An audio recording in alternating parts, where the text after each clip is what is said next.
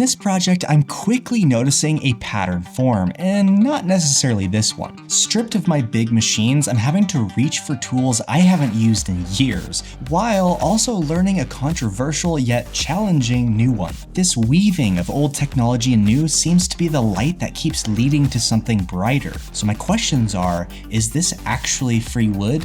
Is this cheating? And how much effort and complexity goes into something that's seemingly simple? You tell me.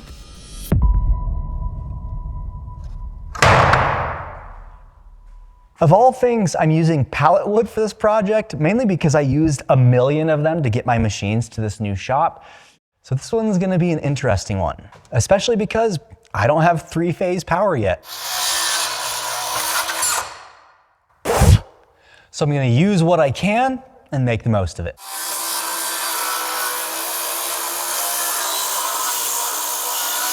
Okay, let's start by addressing a few of the elephants in the room.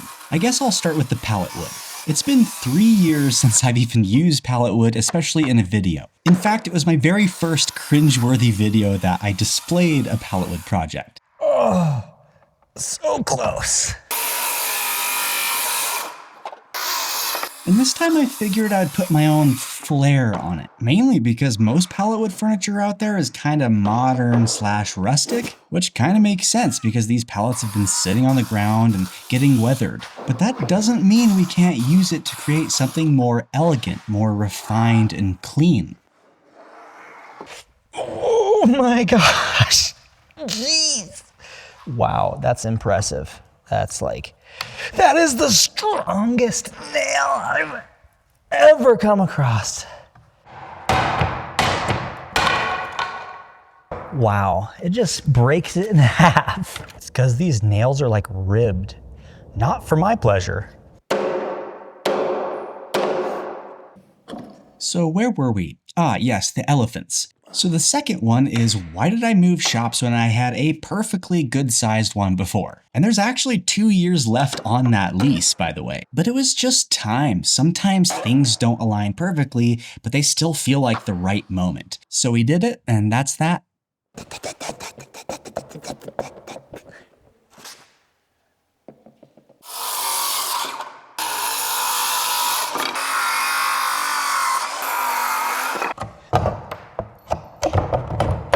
Few pallets in, and I'm starting to get a hang of it. Right, except a few pallets in took a whole day. So who's actually getting the hang of it here? So typically with pallet wood, someone might line them up and make a tabletop this way and call it good. But that's pretty boring. So instead, I'm actually gonna make a mosaic. But in order to do that, I need to make small panels. So let's start with that.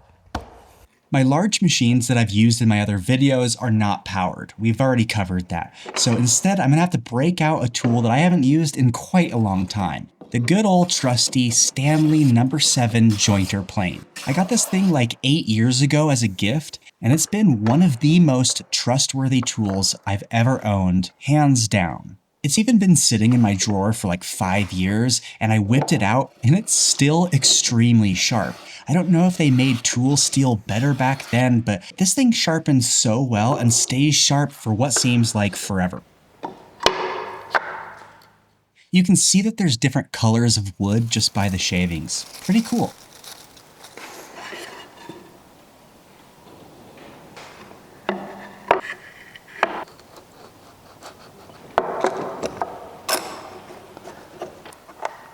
So addressing the project, if you don't know a whole lot about woodworking, then you're not alone, neither do I, it's all relative anyways. But a typical thing we do is join panels. And you can't just glue rough edges together because they won't have a strong joint. So instead we joint them like this, which by the way, these look pretty ugly, but it won't matter pretty soon. This is actually really enjoyable. It's limitations like this that make me try things that I used to enjoy, and I sure like it.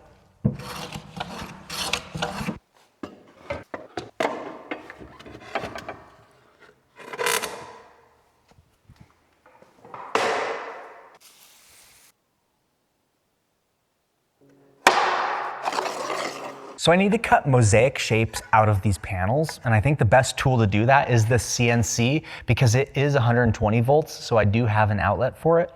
This one's by Onefinity, by the way. And before I cut these though, I actually need to scribe the panel that these will be glued to.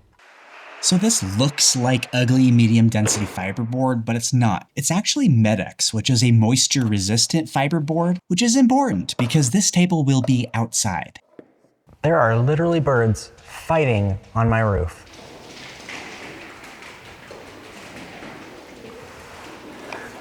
I did not know that some birds were gonna be the bane of my existence.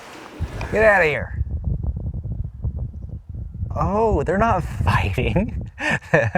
They're not fighting at all. Well, if my mom taught me one thing, it's not to interject on something like that. Just stay in my room and listen to some music or something. And in this case, the music will be more machine-like. Last video, I mentioned I do need to learn this thing because as of right now, I basically know nothing. All right, this is my first cut other than surfacing the spoil board. Fingers crossed.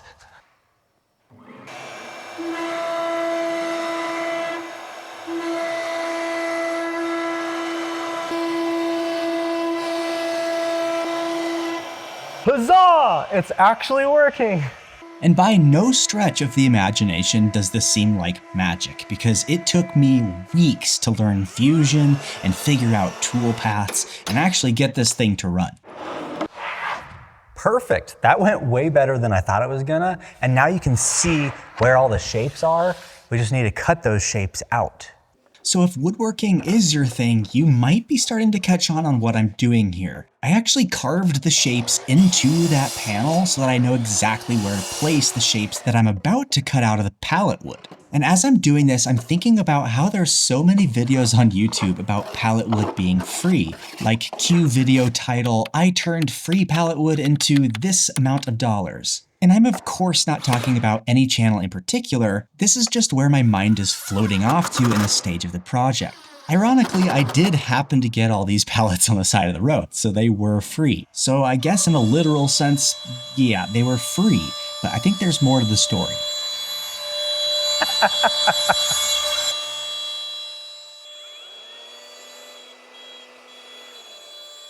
So we are wearing hearing protection, but one thing we're not doing is wearing masks because we couldn't find them in the boxes. And I'll tell you right now that you should wear a respirator when working with this stuff because this bit me in the butt later. So I'm gonna use the dust shroud this time. But this Festool hose, of course, it doesn't fit. So I actually 3D printed a little adapter. Now she's perfect. There was actually one day during this project where I didn't have the dust collection on and I wasn't wearing a mask, and within like 7 minutes, I felt so ill that I had to sleep the rest of the day. My guess is black mold. So while that's cutting more shapes, I can start gluing these in place, and since I made these lines, it's really easy to get them exactly where they need to go.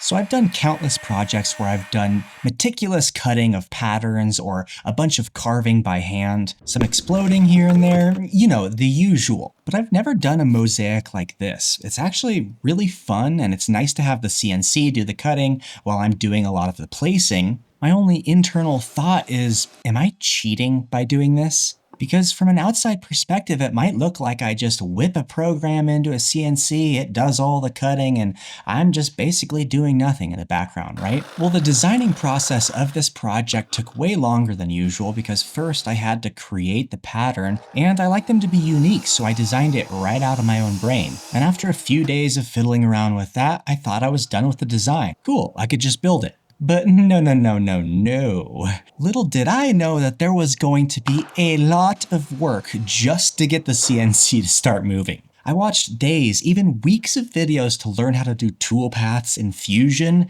and that will rot your brain. Here we go, last piece.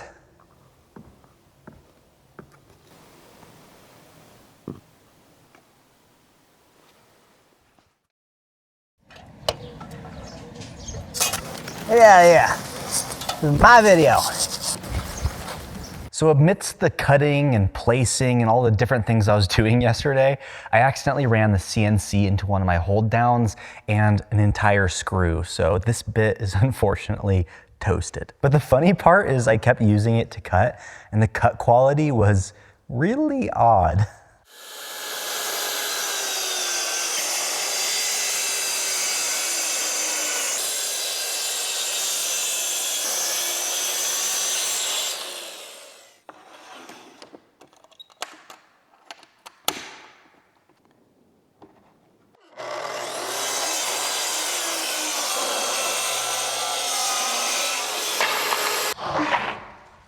Dude, this is actually gonna be so freaking cool. I'm starting to get excited because not only am I whipping out old tools I haven't used in a while, but I'm learning new ones and it's just really starting to like vibe and feel bright. And heck, while I'm at it, I'm not even following traditional rules. In fact, this tabletop will break so many wood movement rules that it's kind of crazy. Or at least crazy for me, because I usually follow a lot of the guidelines around woodworking so that my furniture can last a really long time. And not that this one won't last, it's just that I can't promise it'll last like 20, 30 years. We're just gonna have to see.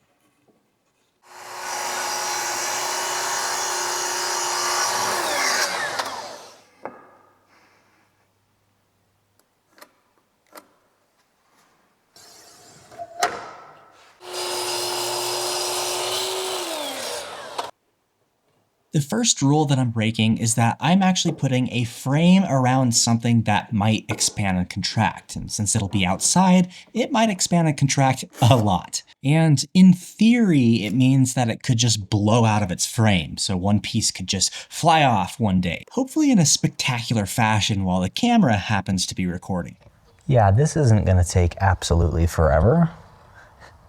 But the reality is, it won't. It'll probably just open a joint or two in the frame. If that. But what about the second rule I'm breaking? I'm basically gluing a bunch of unstable pieces of wood to a stable substrate. Then I'm about to lock them all in place with epoxy. So what's gonna happen with that? So for the final pour, I'm gonna use SUPERCLEAR's 24-hour deep pour, mainly because you're allowed to pour that up to about an inch thick anyways, so I might as well just use it. And I'm gonna add some black to it. Think of it this way. If I put a small shirt on a small kid and hypothetically left it on him for maybe 16 years, he grows, but the shirt doesn't. So I think you could imagine what's going to happen as he turns into the Hulk.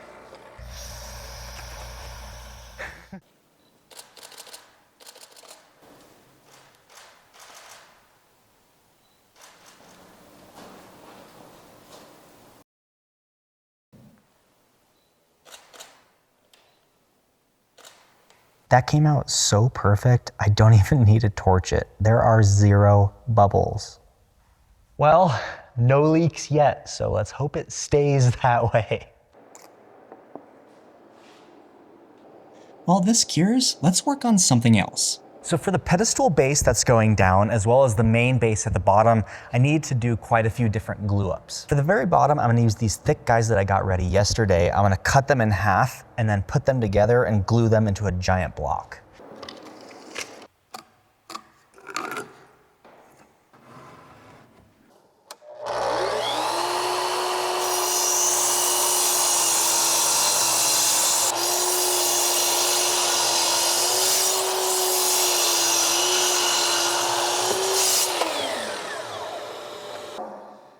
See, this is where the joiner could be very helpful because I could just run each piece, one pass on each side, call it good and glue it up.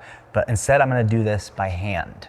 So as I continue to think about the concept of, is this wood free? It kind of boggles my mind a little bit because I did get the pallets off the street, there's no doubt about that, but they take an ungodly amount of time to break down and get into an actual useful state. Not to mention that where I live in the United States, these pallets are made of some pretty rough pine. While I've heard of and seen in other videos that people get pallets of like hardwood, like oak, ash, whatever it may be, and that would be fantastic. Although I can't imagine pulling one of those ribbed nails out of oak. After all, you saw it with your own eyes. Pulling them out of this pine whipped my butt.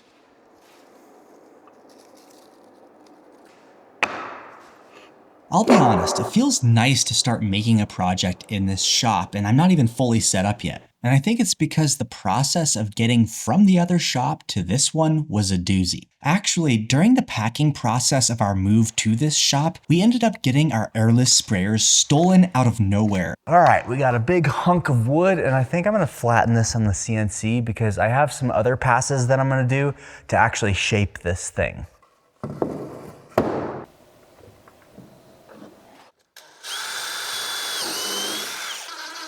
So I'm not that fast at turning a program into G-code for the CNC yet. So I'm just doing this one using the keypad, and that'll be a lot faster than having to go to my computer, which I didn't know this was possible, and it's pretty cool. Well, that was incredibly dusty without the dust collection guard, so I'm gonna put that on now. If my large planer or jointer was set up, I'd be able to flatten them on either of those. And that's why those machines need 3-phase power, because they're made to be able to flatten large pieces of wood. But knowing how to do it this way will definitely come in handy in the future, especially with slabs. So this will actually get carved away. All right, so I hope everything goes smoothly for this next operation because I put a lot of time in hand jointing all of these pieces together. It was suck to just like cut it into smithereens. But I'm gonna start this G-code and it's gonna start cutting the bottom of the base. For an experienced CNC user, these tool paths would probably be really easy to make in minutes. But for me, I had to use all ends of the internet to do enough research to figure out how to get these freaking things to work. And it's not the machine's fault because it follows orders perfectly. It's what happens before it. Yes, I think it's working, and it's working pretty well too. As I mentioned, the program that I decided to use was Fusion, and there's something called a manufacturing tab in it. That's where all of these commands are originated and all of the different tool paths and bits and this and that. But the issue is it's not intuitive whatsoever, and it soaked up so much of my time that it would be hilarious to call this cheating. All right, I'm very happy with that first cut. Now let's do the final pass.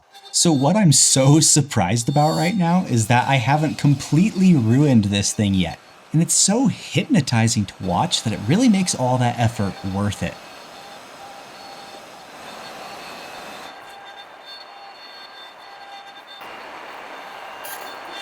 Well, that came out splendid. Might as well square it all up while it's glued down. One thing I just realized is I should have done a climb cut on this so that I didn't get tear out like this, but it's all right, I'll just sand that away. So now this lower base is actually flipped over and the top is facing upright. And I intentionally designed some long tapers into this top so that it felt more useful for the CNC. Because this would be impossible to do with a router bit alone, hard to do with a table saw, and possible but slow by hand. Whoops, you know what I forgot to do? Zero the Z height. So it ain't cutting the dang thing. This learning process for me is interesting because if you've watched the channel for a while, you know I'm a professional. I'm pretty well acquainted with the tools that I already have. But this feels like learning woodworking all over again. And that would definitely bother me if I didn't get that special exhilaration from having to find my way through things, like finding your way out of a forest. Sounds fun, right?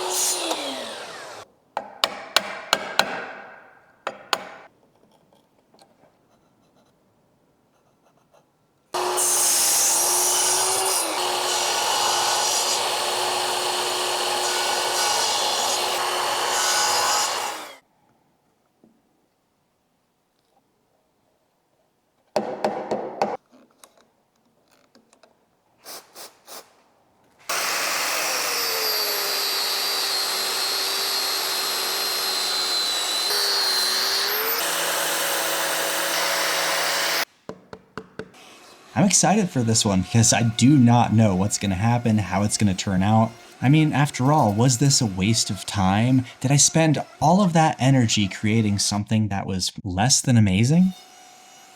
So 2 things to note here. First of all, the face looks sweet, really happy. There still is some black staining, which means the black epoxy did seep into this wood. Apparently it needed to be sealed like twice or something. And on the back side, I took a big ol' hunk out of it because I had my axes set wrong on the G-code. But I guess that's what this project is for. Honestly though, the staining is kind of cool since it's all pallet wood and the base itself is stained and has nail holes in it. I think it overall fits the piece. Let's get that fixed though.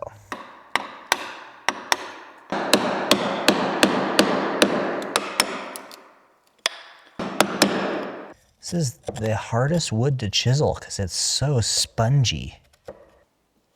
There's one hidden design feature that was well intentioned in this table. It doesn't have shape or add any visual appeal, and you can't see this feature by looking at the 3D model or the table itself. This table was designed to teach, and not just me. I figured this process would impact others as well. I know, cue the cliche sunset.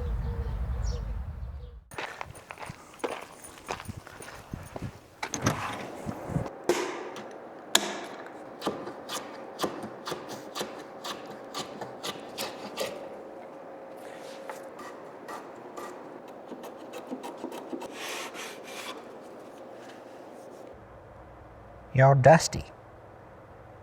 Because I didn't realize I could just do a fine finishing path on the CNC, it left these grooves, so I think I'm just going to take care of those with a hand plane and a sander.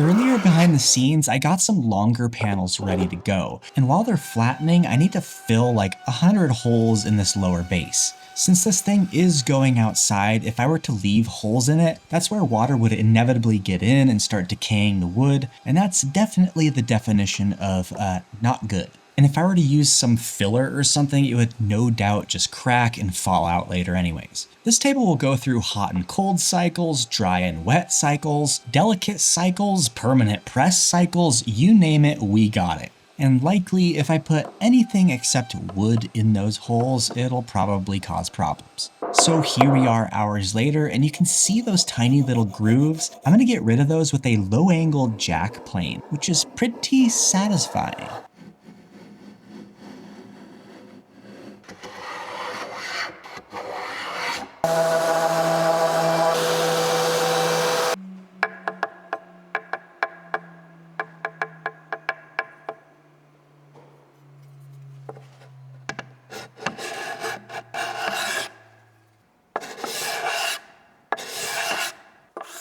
This is another old tool I haven't used in a while. It's a gooseneck scraper, and I used it when I built my violin. I wish I had a video on that, but that was definitely pre-YouTube.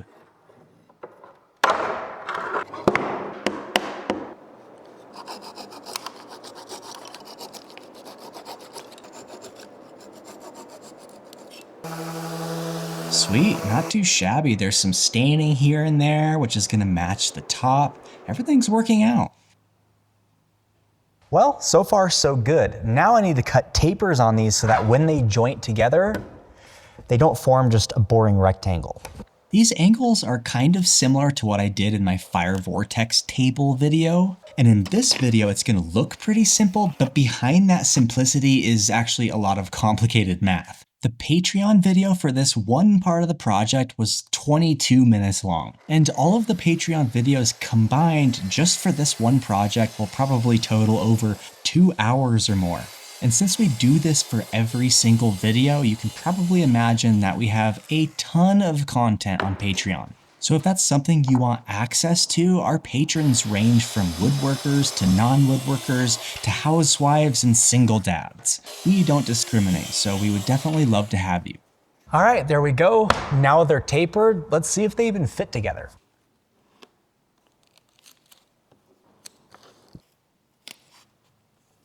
So I really don't know yet if this is all gonna work, but let's see if she goes together.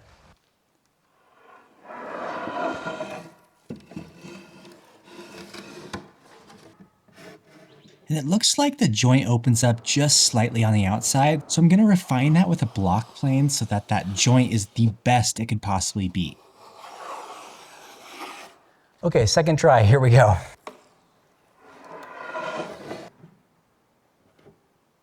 Oh yeah, they look way, way nicer. The funny part is I actually took a degree off from where I set the saw because I thought the math just mathed out, but it turns out that I actually needed that extra degree anyways. And this little Grinch spin move is because I'm used to the cart being on the other side at the other shop. And since the miter saw station is set up, it weirdly activates my muscle memory, so I keep wanting to go to that side to get to the cart. There she is.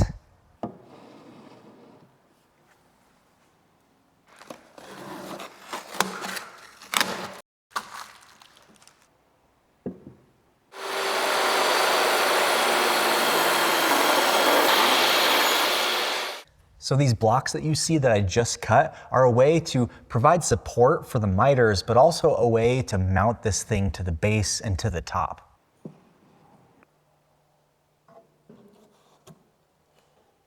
So now that I have this built in real life, I feel like this column is just a little too boxy. So I think I'm gonna spiff it up a bit.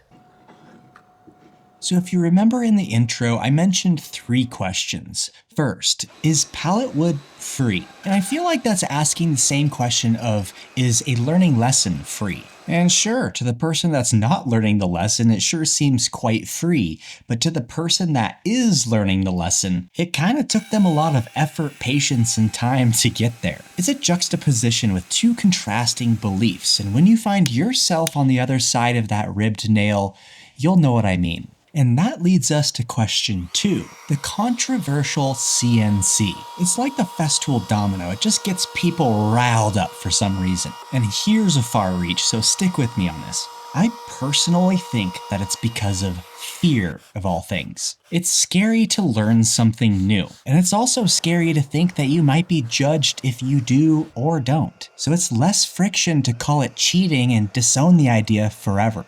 Wow, I think this thing's gonna be way, way nicer than I originally thought it was gonna. I mean, some of these areas look collagey, while others have like beautiful swirly grain, and all this black bleeding through just gives it more character. It really does look awesome.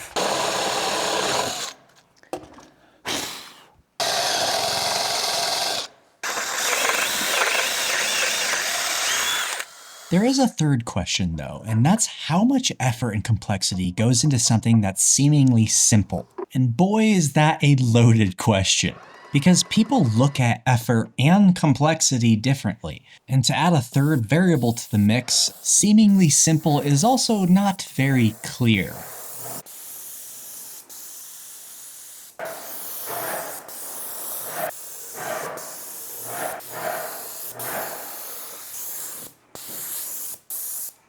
So we have 3 sliding variables that rely on the perception of the person answering the question. So what in the heck am I even talking about? Aren't we just building a table?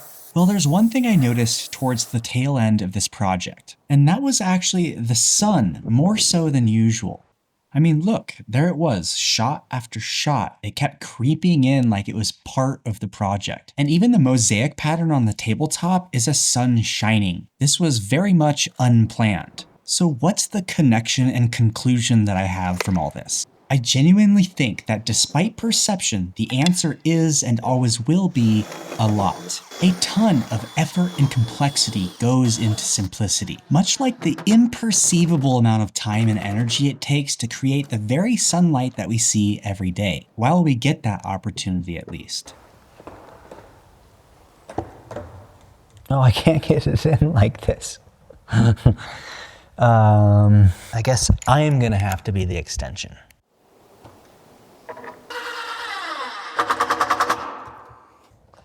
Is this the part that breaks me?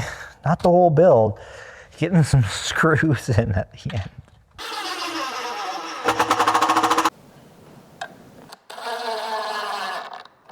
So I would just set the base like this, because then I can set it, fit it nicely, and then send those lag bolts through.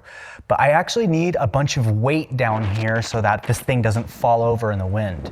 So I'm gonna use these giant blocks, but I can't do this upside down. It has to be right side up. So let's flip it around. Okay.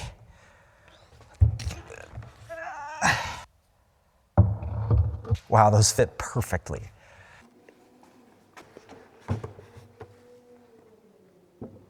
Remember, kids, always make sure to work under the load. Just kidding. Okay. And with that, I want to thank you for being a part of this story.